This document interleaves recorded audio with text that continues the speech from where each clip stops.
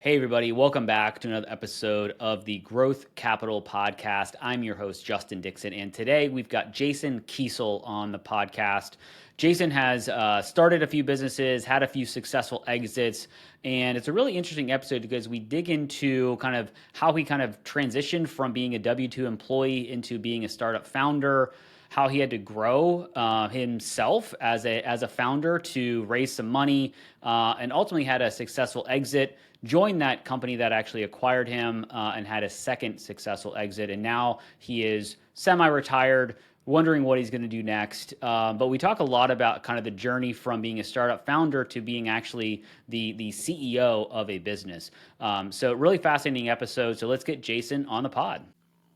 Interested in hearing conversations with private equity leaders, CEOs of private equity-backed companies, and startup entrepreneurs where they share their stories about their career journeys, starting, investing in, and scaling successful businesses, and the important role that having the right talent plays in building a successful business, then you are in the right place. Welcome back to another episode of the Growth Capital Podcast. Here's your host, Justin Dixon.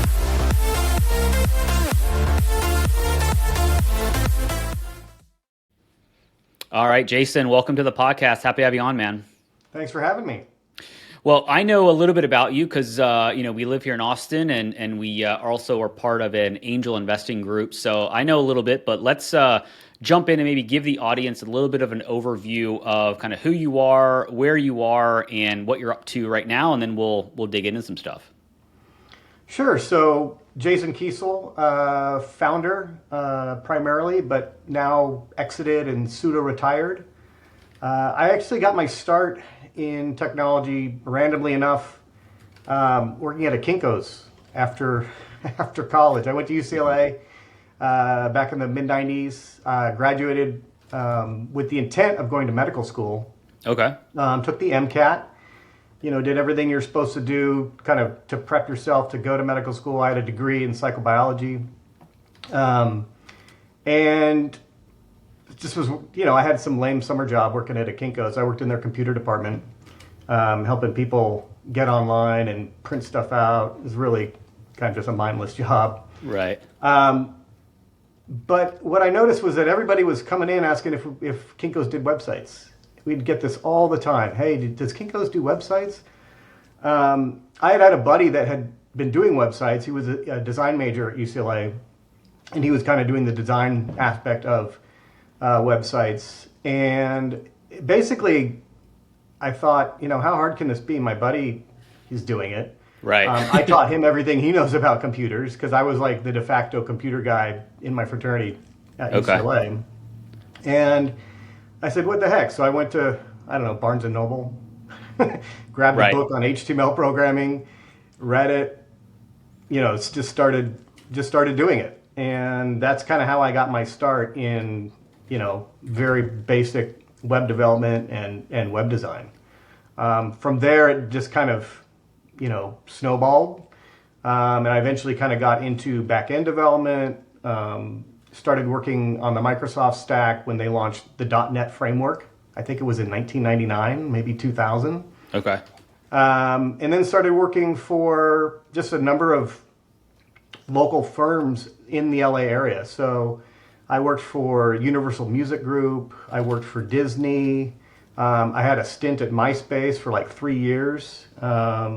I saw that on your background on LinkedIn. I was like, that's interesting. That was actually kind of an amazing experience. When I joined, I think they had 10 million active users, daily active users. Okay. And the company was just in pure hypergrowth. And remember, like the numbers that we're talking about were big. They were actually huge for that day. Like now you talk about 10 million users, it's like, what does Bieber have? 10 million followers on TikTok or whatever. Yeah.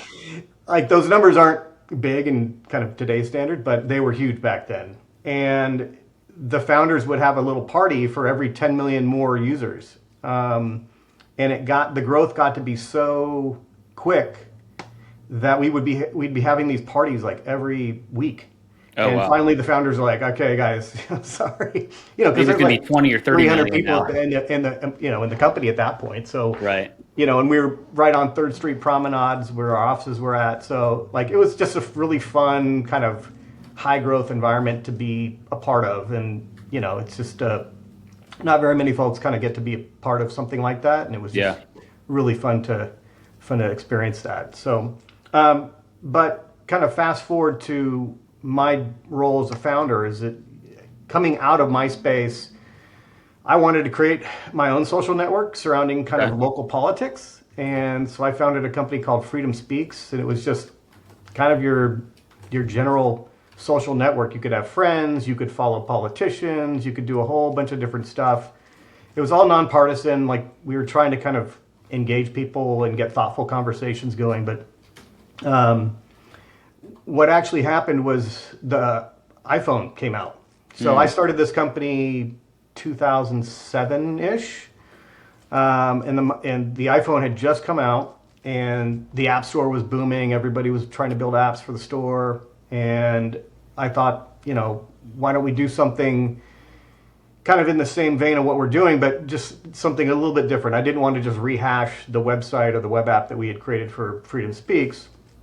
And so I came up with the idea of like, hey, we have this huge database of politicians. We had about 60,000 politicians in our database.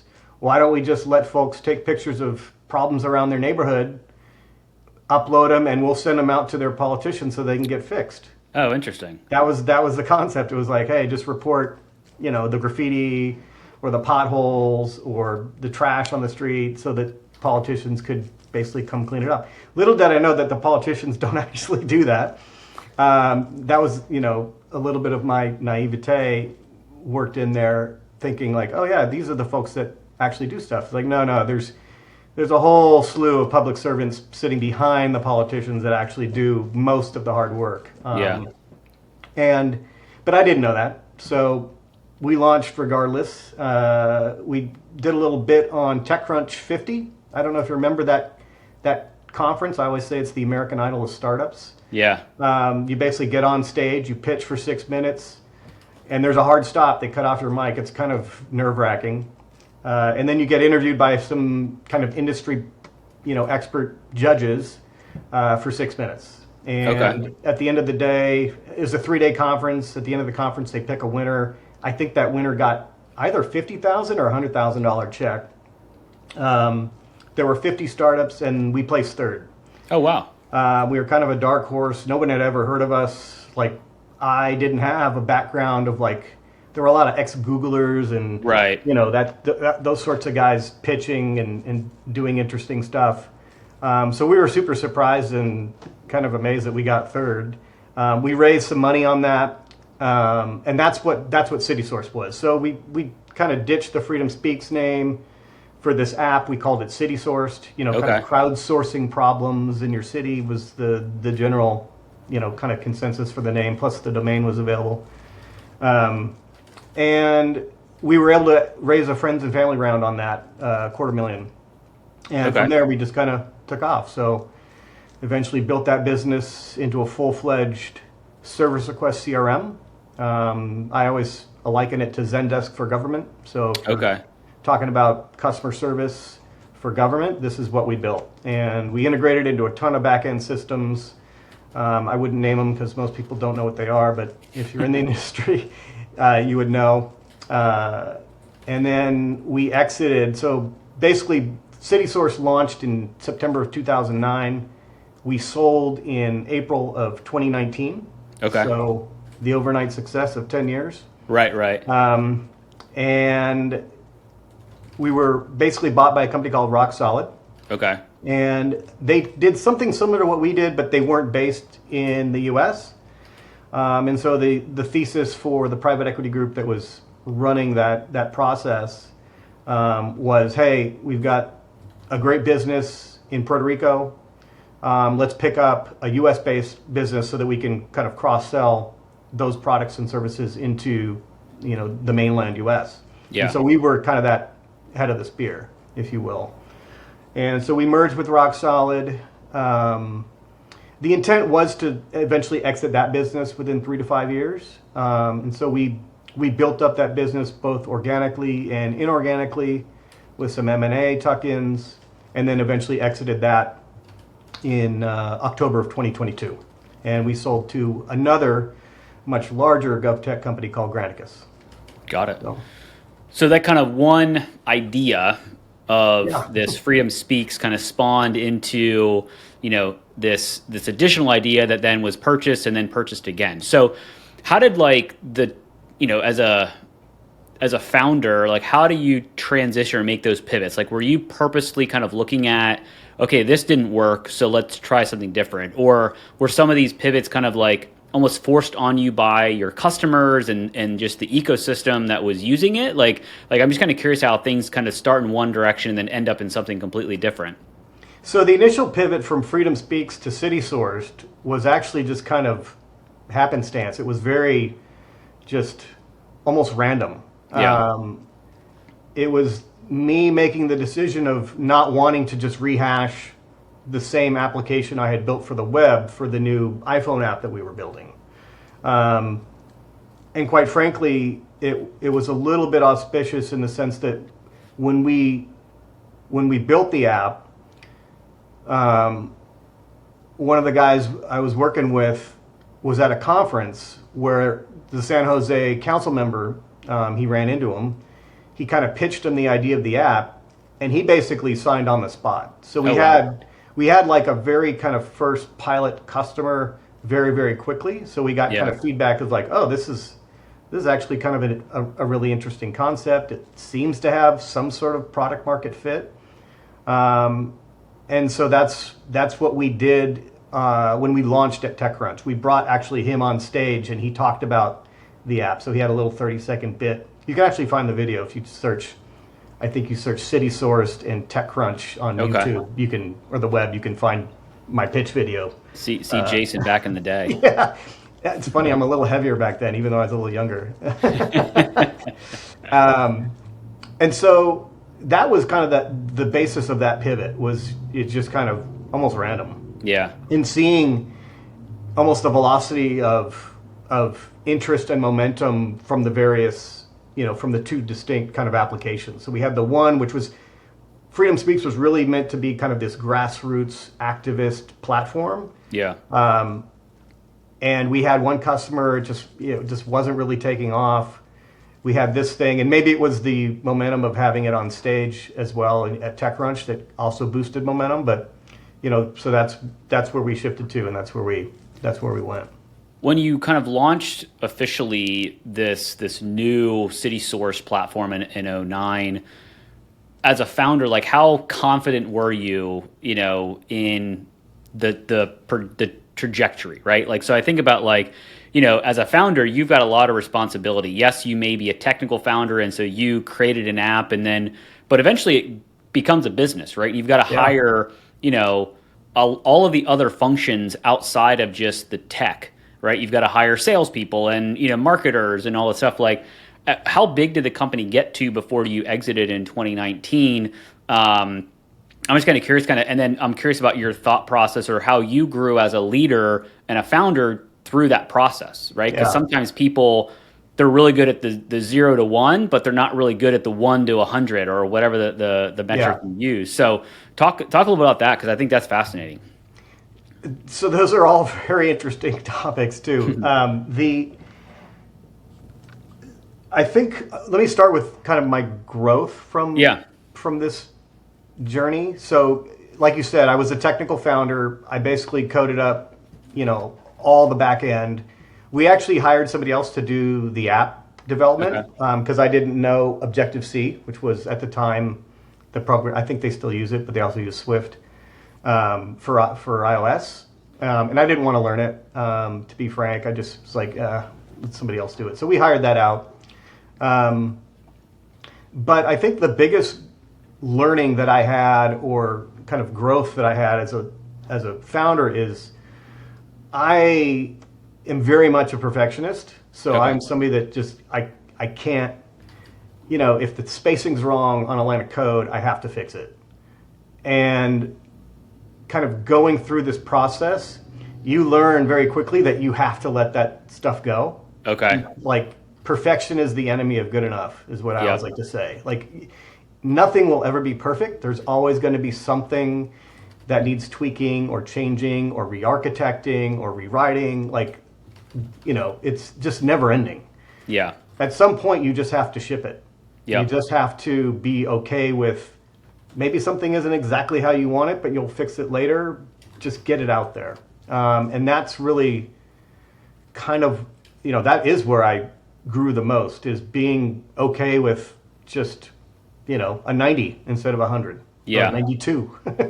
The other kind of aspect that I think I had the most growth in was in being such a perfectionist. If somebody doesn't do something the way that I wanted them to do it, I would always jump in and do it myself. So kind of that act of delegation was very, very difficult for me. But, you eventually kind of learn to do it because it's, the business is essentially going to fail, right? There's only so many hours in the day. Yeah. I can't be everything to all people. And being able to kind of understand that and get around it from my own kind of mental state was really kind of, I think, where, that was kind of the key to the success. Being able to let go of those things, like check the ego at the door, being okay with not being the expert in all things. And I think to your point, who did I hire? Who did I, look to? How many employees did we have at exit? Like, those are all, it's very interesting. So when we took the friends and family round, I think we probably snagged about 5, 6, maybe 10 or less customers with those funds. Like we built out the platform a little bit more. We tweaked the app. We built out. We listened to the customers and built out some additional features. But we really just weren't. And actually, what we were trying to do was actually get institutional money. So I did the whole VC circuit. So right after the TechCrunch 50 conference, I got meetings with Sequoia. I got meetings with, basically all the number one VC firms in the Valley. And that was basically because of the relationship with TechCrunch 50. Okay. So Jason Calacanis, he's like the world's greatest, angel investor. He's says he wrote the first check for Uber. Okay. He's been around forever. And he was one of the partners that was in charge of the TechCrunch 50 conference. It was him and Michael Arrington. They both produced it. They since split, and he runs a company now called Launch, and they do their own kind of launch conference, similar format. He has a launch incubator where he, basically advises startups and incubates startups. He has an angel syndicate, which I'm a part of. Okay. But through him, I was able to secure a lot of interesting conversations. But the bottom line there was that when you go to fundraise and you sell to government, at least back then, everybody was like, pass, sorry, long sales cycle, we're not interested. And it was very frustrating, right? I was seeing all these other startups raising money, getting good valuations, even with metrics not nearly as good as ours, as far as growth, et cetera. But we just couldn't land an institutional investor with all that. So we got lucky, and we were at a conference, and we got our app in front of the president and CEO of a company called Esri. Okay. Environmental Systems Research Institute, I think is what it's. Environmental Science Research Institute is what I think it stands for. Anyway, they're a huge software company out in Redlands. Yep. And Jack Dangermond is their founder. He's been their founder forever, since day one. And if you've ever met him, the guy is truly amazing. He's a billionaire. He's on the Forbes 400. I think Esri does almost $2 billion a year in software sales. So he's built this massive business. But when you meet this guy, it's crazy because you feel like you're the only guy in the room. He's talking to you. He's engaged. And when he came across our app on the conference floor, he basically was like, what are you guys doing? Oh my gosh, this is so interesting. He got on his hands and knees and was drawing stuff and sketching stuff out. And So we were really lucky that we just kind of happened upon him at this conference. Yeah. It turns out he wrote us $1 million check as a super angel, and so we basically kind of got saved from the lack of VC interest by having Jack have interest in the company. He invested. He made the investment, and he made the investment with a really interesting caveat. He said, "I'm not giving you any more money ever again." So Okay. he's like, whenever I invest in companies, and this is Jack speaking, he's like, I expect that company to build a good business. So if you cannot build a business that turns a profit, well, maybe it was never meant to be. But I'm not the type of investor that's just going to throw money for growth, Yeah. and like The grow at all costs model. yeah. No, he's like, you got to build a good business. So that basically forced me into a position where, like, look, if I want this business to succeed, I kind of have to take his advice to heart and, build a business. Yeah. And, to be fair, when we got the $1 million in the bank, we went a little bit crazy. I overhired. Okay. I think we peaked at 12 employees. Okay. Started running out of money. Went down to 3 employees. And it got to the point where, like, I was floating the company, short-term loans. I was taking no payment. My CRO, who stuck with me to the end, he didn't take payment. He didn't take salary for like 1 or 2 months. So it got pretty bad. Yeah. At a time there, and I think that was around 2012-ish, like mid 2012, maybe early 2013. And having circumstances or your environment force upon you certain behaviors, I think is a really interesting. You're either gonna sink or swim, and we were lucky enough to be in a spot where we had just enough growth, and we came out of it. So we hit profitability kind of late 2013, and then we just started growing organically as far as headcount. So we would really only bring somebody on if we could afford it, because we were basically living off of revenues. So we were super conscious of churn. We made sure we retained every customer. I think we had a few customers churn out, but our LTV was about like 7 or 8 years. So we were able to keep customers for a very long time in that business. And that's part of the nature of the business. I think GovTech in general has a lower churn than, a company that sells to private industry. Yeah. Well, the sales cycle is typically longer too, so you've got and that's the trade-off. And I always say, I'd much rather have a longer sales cycle, because honestly, when you get into an enterprise sale, it doesn't matter if it's a private company or a government agency. It's going to be about 12 months. It's going to be 9 to 12, maybe even 15 months. I'd rather have the customer that's going to stick with you for 9, 10 years than the one that's maybe going to churn out after 3 or 4. Right. So, in retrospect, we kind of got, the right vertical correct with GovTech. We were able to weather the storm, although it was very bumpy. To be fair, I think my marriage didn't fare very well because of that. It takes its toll, but we were able to kind of come out of the other end of that and essentially grew the business to about $1.5 million in ARR. So and that's kind of where we were in early 2019. So December, January, 2019, around that time. So there's a lot of questions I could ask coming out of what you just described, but I think we're in an environment right now where talking to other kind of investors and also entrepreneurs, raising capital is not as easy as it was in 2021, and so you obviously had a super angel that kind of laid down the gauntlet of saying, I'm not giving you any more money, you need to grow this into a profitable business.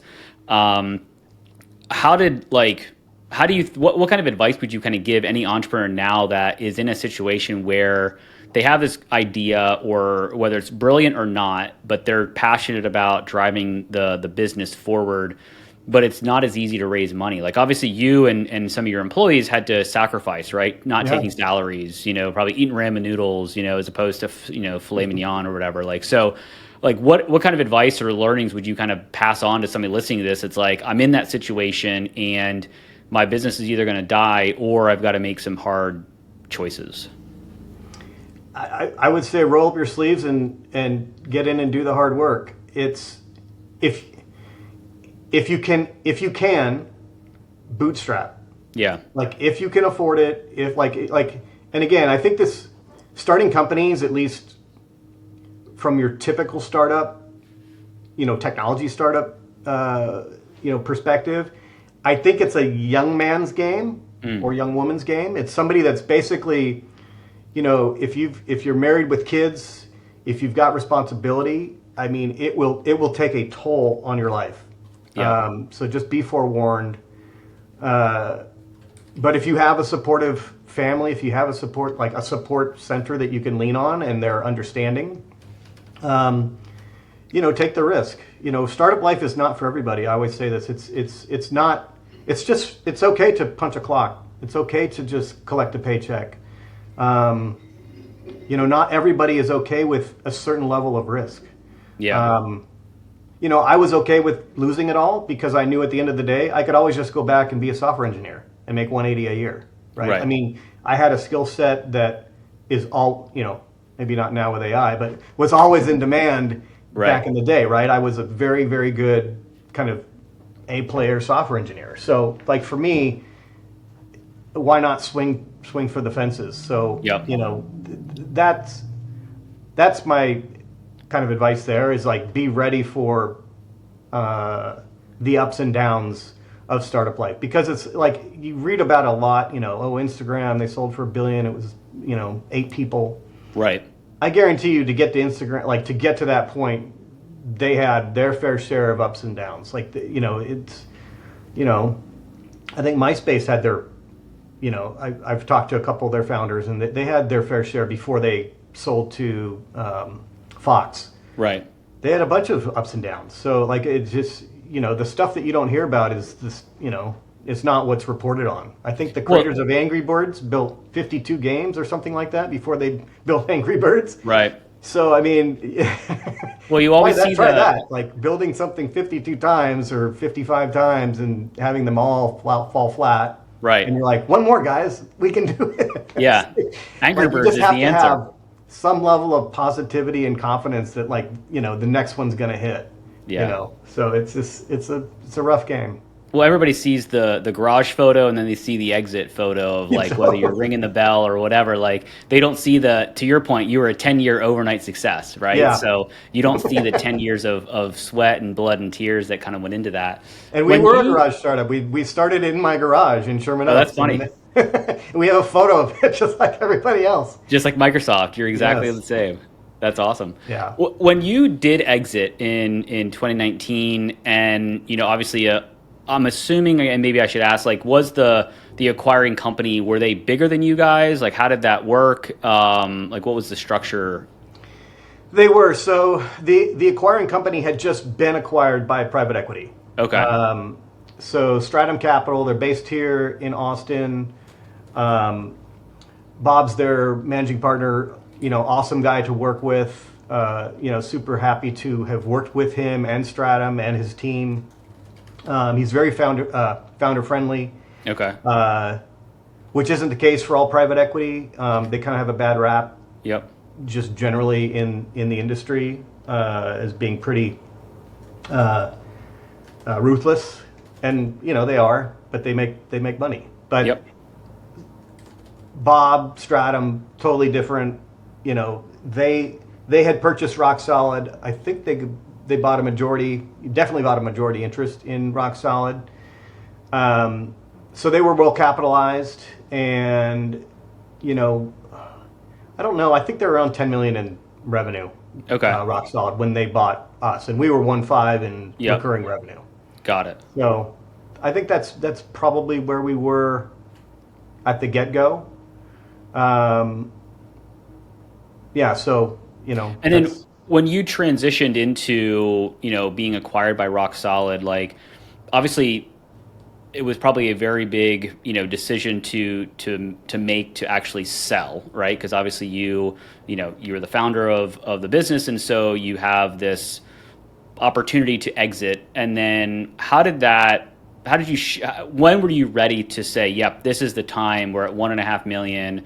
Like, was it just like a requirement for you to sell? Like there was like just some pushing force, or like how did you make that decision? And then what was the kind of decision to stay with Rock Solid? Was that part of your kind of agreement to be, acquired? And how did that happen? So when Stratum came along, I actually told him no. I said, no, I'm Okay. not interested. We were profitable, so we were running a good business. Yep. I think we're growing 35, maybe 40% year over year. So we were probably on track to get close to 2 million in ARR, like, over the next 12 months. So we were doing very well. And in fact, just before Stratum approached us, we had gone through actually a sell process with another private equity firm. And it was a little bit eye-opening. We essentially kind of backed out at the 11th hour. What really happened was that both parties just kind of stopped moving the ball forward, so the deal just kind of fell apart on its own. Okay. But what really kind of changed my mind in that process, which basically turned me off to selling, was when I asked the private equity firm, I said, look, you guys, they were doing a huge roll-up. So they were doing, I think they're trying to buy 19 companies in the next 18 months, and we were number 7. We were supposed to be number 7. So during the process, I found out we were actually number 8, and number 7 was a direct competitor to us. So in my mind, I was thinking, well, they got our little software vertical buttoned up. They're definitely not going to be negotiable on price because they've kind of already got something. So we no longer have kind of that first mover advantage. And the other question I asked him was like, hey, look, you guys have bought 7 companies. Of all those companies, how many executives have you let go? Like day one. And because I was really, cognizant about my team. Yeah. I didn't want anybody to get fired. These guys had been with me for a very long time, and I wanted to make sure they were taken care of. And the answer I got back was not a good one. It was we've let go like 9 or 12. And I'm like, okay, so you basically rip out at least 1, maybe 2 on each company. Yep. As part of cost savings or what have you. And that for me was just like, no, this probably isn't a very good fit. So I cooled the jets. They subsequently cooled the jets because they had just bought one of our competitors, and basically, I don't think during that process we had been, emailing back and forth almost daily. Like it kind of just stopped, went to like almost a weekly thing. Yeah. And at some point I'm like, hey guys, I don't think this is going to work out.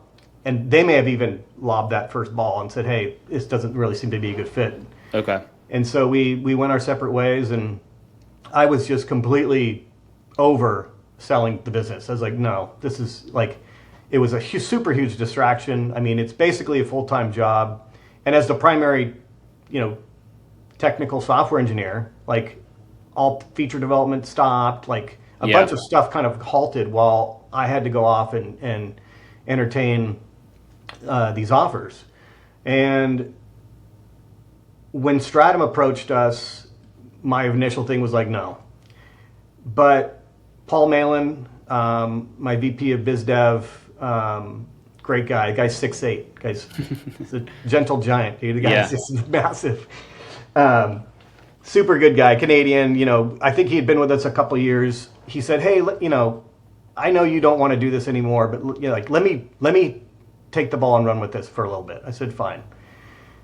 He went, talked to him, kind of got their initial, let's see what these guys are all about, etc. Yeah. And he came back to me. He's like, look, these guys seem to be kind of legit. Like they're not typical PE. At least this is what they're saying. And so I said, okay, Paul, here's what I'm going to do. Here's my list of demands. if they can, if they can agree to my list of demands, and it was a pretty onerous list of demands, Right. um, I'll sit down and chat with them. And they came back, said, yeah, we're okay. We're okay with them. Some of these are kind of an odd, list of demands, but okay, we'll agree and we'll meet. Right. And that was kind of the starting point. And I think to Stratum's credit and Bob's credit, he basically checked the box on every single demand and he followed through with it. So Oh, wow. It was a very interesting, like something I was not expecting. And so I think we started due diligence in January, maybe late December. And the other thing that really turned me on to the deal was that the founder of Rock Solid, his name Rick Brown, he and I had very similar kind of origin stories. Software engineer, built a company, kind of technical founder, built it up, etc. Hadn't really taken that much money, if any at all. He was a technical founder, so he coded ERP systems back in the day. So we really hit it off. Yeah. And when we met for the first time in LA, I think it was in early January, that really kind of got the ball rolling. So it was, and I don't know how we got on this topic, but that's how that process took place. It went from having a really kind of, sour taste in your mouth from one process to basically saying, look, if you'll do this laundry list of things for me, I'll meet with you, to them being, yeah, we'll do those. And meeting the other founder, just getting along with everybody, getting some assurances and whatnot. And like the rest is kind of history. So, well, the benefit was you had the luxury of having the ability to say no, right? Like you didn't have to sell, like a lot of companies, it's like sell or die kind of thing. And so you had a profitable business. And so you were like, hey, I'll throw all of these very difficult things for you to achieve. And if you say they're good, then I have to take the meeting because it's very interesting. So, so obviously it was a hard decision to kind of go through the sale process. And then obviously you joined Rock Solid, and now you are so self-described as pseudo-retired. How did you, make that decision to be like, okay, I'm ready to exit again, and then, have a little bit of a, I don't know what I'm going to do tomorrow, right? Like it's just a different feeling to, exit a business and go into another business, and then exit that business, and then you kind of wake up the next morning and you don't have a job to go to technically. So full disclosure, when I exited the first time in 2019, when we sold City Source to Rock Solid, as part of that deal, I only took 25% of my comp as cash. Okay. The remaining 75% I rolled over into stock in the new business. Got it. And Stratum was very upfront and clear. They said, hey, look, we love what you guys are doing. We think there's an opportunity to, put you guys, put you and Rock Solid together, do some tuck-ins, grow the business organically, and then exit again for 3 to 4x in 3 to 5 years. Yeah. And I said, I'm down with that. I'm down with that plan. Let's do that. Yeah. So having rolled over as much as I did into the new business, I was now the third largest shareholder. Okay. I had significant skin in the game.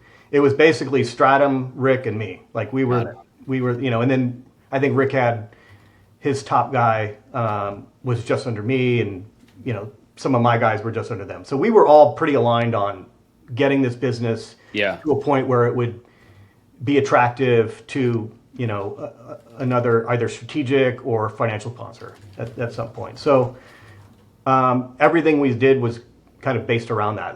It was grow. So like, what can we do to grow sales? Are there any interesting companies that we can get to?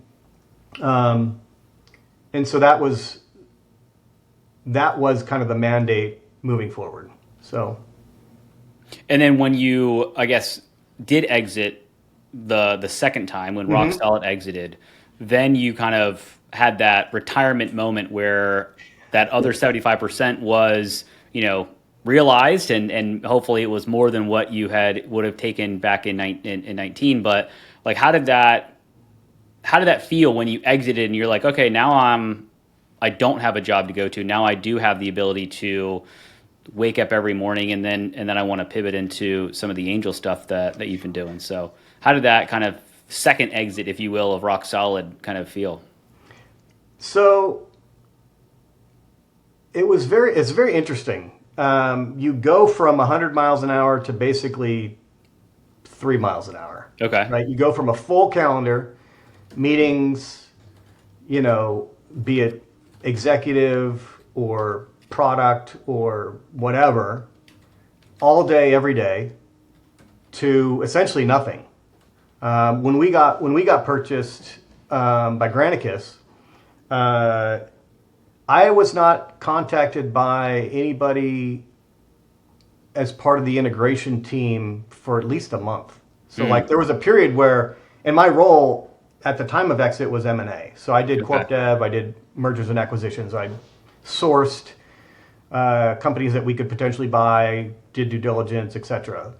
Now that we were purchased, I can't do that anymore. Right. It's not like I can go buy another company. I don't even have the authority to do that. Yeah. So I was basically kind of stuck in this limbo where I'd show up for the exec meetings and, I'd clock in, but I wasn't really doing anything. So yeah, it didn't take them long to kind of figure that out. So I was there.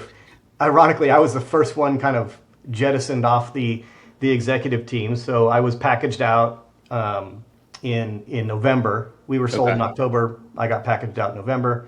And now I'm basically stuck with nothing, right? I got no meetings, right? No anything.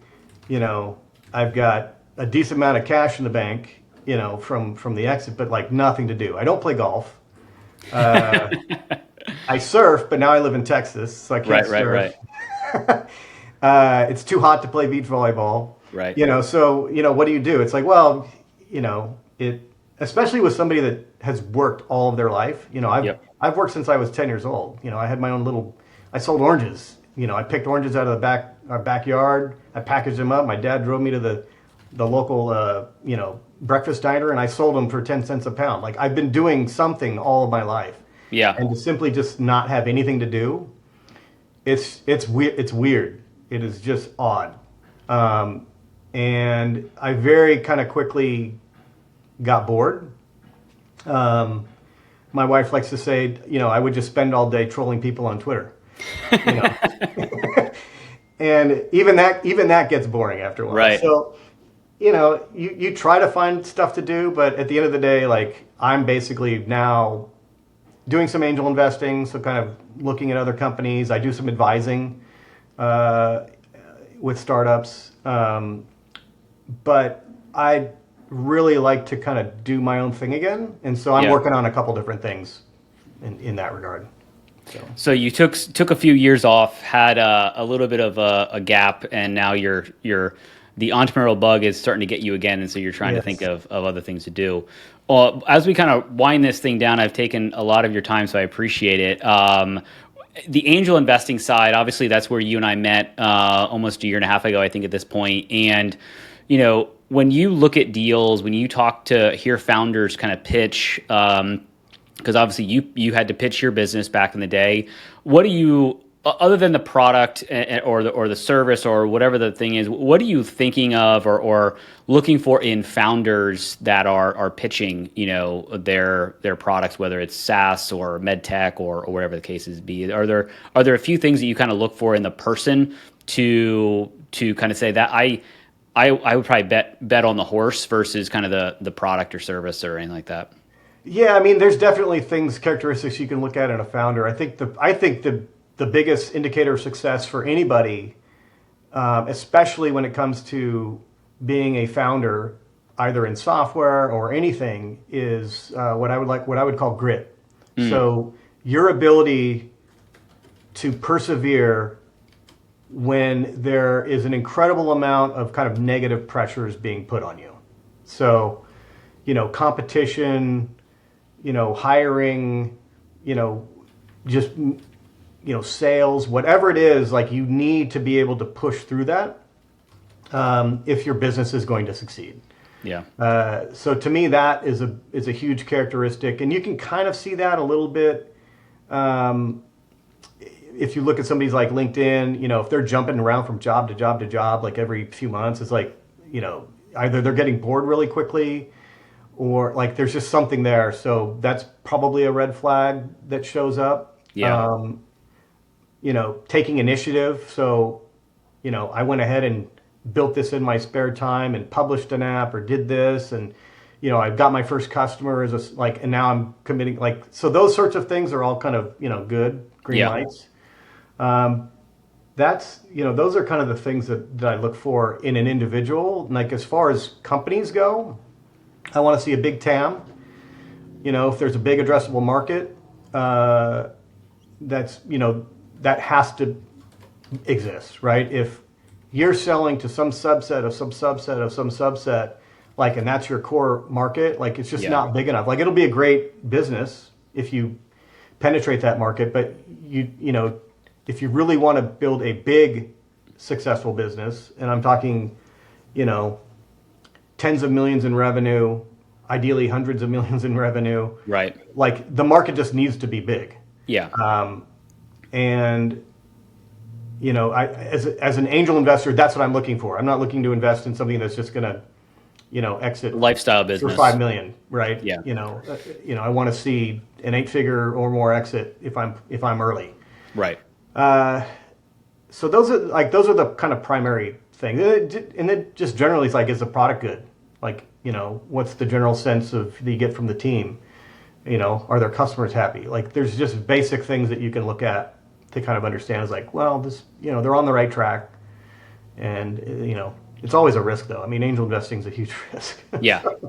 That's why you need to build a massive portfolio, and hopefully one will be the unicorn, and the others, your odds are that, if you invest in 10, what is the odds? 6 or 7 are going to go to 0, and maybe 2 will be okay. And then hopefully 1 will be the one that makes it all worth it. Right. Yeah. So you got to take a portfolio approach to it. We'll probably have to have you back on because we still have to talk about whiskey and then of the other stuff that you're working on. So we'll save that for the next conversation. But before we wrap up here, I've got a 3-pack of questions that I ask every guest. So first one is just, what's your favorite business book? Crossing the Chasm. I would say it's a software technology sales book, but it's got an interesting theory on how software sales kind of develop over the lifetime of that business. So it's super interesting to kind of look at and understand. And I think it holds true for a lot of kind of innovative startups, which is what CitySource was. I mean, we were doing basically mobile at the very beginning. So, imagine trying to sell a mobile app to a city government in 2009. Yeah. When the iPhone just came out, and there's all the security and all that stuff. Yeah. Got it. No, that's good. I hadn't heard of that one. I'll have to check that one out. I hadn't heard of Crossing the Chasm. Yeah. All right. Second question. I may know this, but what is one of your favorite things to do outside of work, or now that you're in kind of retirement, kind of in your spare time? There's a couple things. Fly fishing is one. Fishing in general, but fly fishing, I'm going actually on a trip this next week. I leave Sunday for Montana. Okay. Eating out, so my wife and I are big foodies, so we love to kind of check out all the new places, everywhere. LA, Austin, New York. So we enjoy traveling, obviously. And the one about, of course, is I have a pretty big passion for whiskey and spirits in general. So I collect. I've got bottles in the hundreds. I think my collection's at around 650, maybe 700 bottles. So I'm not an alcoholic. If you look at the bottles, they're there's tiny little neck pours just on each of them. So I just like to try them. Share them with friends, that sort of thing. I like to host, whiskey tastings with buddies and stuff like that. So, well, I've been the beneficiary of a few of those tastings, and so I appreciate your massive whiskey collection. I love to share, so hit me up. Awesome. Well, last question here. What is your favorite vacation spot? Oh, jeez. So if it's a tropical spot, I'm gonna pick Maui. Okay. I just and specifically, it's the hotel's not super updated, but it's a fantastic location. It's called the Sheraton Black Rock. It's on Kaanapali Beach in Maui. Okay. Probably the best snorkeling on the island. So I would say for tropical, definitely there. Europe, I love Paris, but to be fair, I haven't really been in much anywhere else, but okay. I do love Paris. If I'm, I'd say Martha's Vineyard is probably one of my favorite spots to go during the summer. It's just like quintessential Americana. If you think of like the beaches, all the streets are lined with American flags, and it's like white picket fences. It's just, everything's kind of Cape Cod style houses. It's just a nice vibe to kind of relax and chill. So, and they've got great food and, great things to do. So my wife and I like to go there every year. Awesome. Jason, really appreciate you coming on. If people want to reach out and just kind of get to know you a little bit more, maybe ask some questions, if they're a founder or a startup and you want to get like your opinion, because obviously it sounds like you do some advising, like what's the best way to kind of connect with you? So I have a website, jasonkiesel.com. My handle on pretty much every social is Jason Kiesel. So on X, Twitter, on Instagram. I don't really use Facebook anymore. On LinkedIn, it's Jason. So, but if you go to jasonkiesel.com, I think all my socials are linked there. Got it. And you can just hit me up with a DM on one of those things. Awesome. Well, we will make sure that is in the show notes. So, Jason, thank you very much for coming on, and we'll talk soon. Thanks for having me. I hope you found at least one actionable insight from this episode of the Growth Capital Podcast, your one-stop shop for insights from private equity leaders, CEOs, and startup entrepreneurs on starting, investing in, and scaling successful businesses, as well as the role having the right talent plays in growing a successful business. It would be greatly appreciated if you would rate and review this podcast. And if you're watching on YouTube, please like and subscribe and drop us a comment so we can expand the audience of this podcast. Thank you for all your support, and don't forget about upcoming episodes dropping every Tuesday.